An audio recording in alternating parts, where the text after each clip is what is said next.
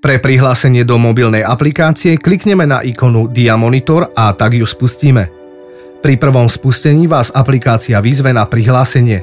Do polí užívateľ a heslo prosím vpíšte prihlasovacie údaje, ktoré ste obdržali spolu so setom a kliknite na tlačidlo Prihlásenie.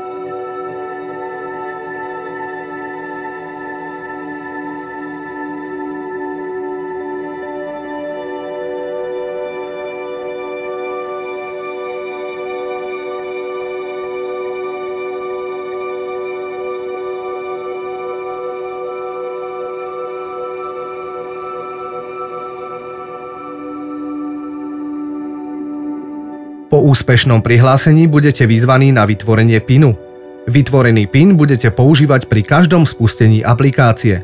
Zvoľte si váš PIN, potvrďte a pre overenie ho zadajte ešte raz.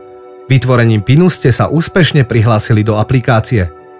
Po spustení aplikácie a overení PIN-u sa vám zobrazí hlavná obrazovka, odkiaľ máte prístup k rôznym funkciám a ovládacím prvkom aplikácie.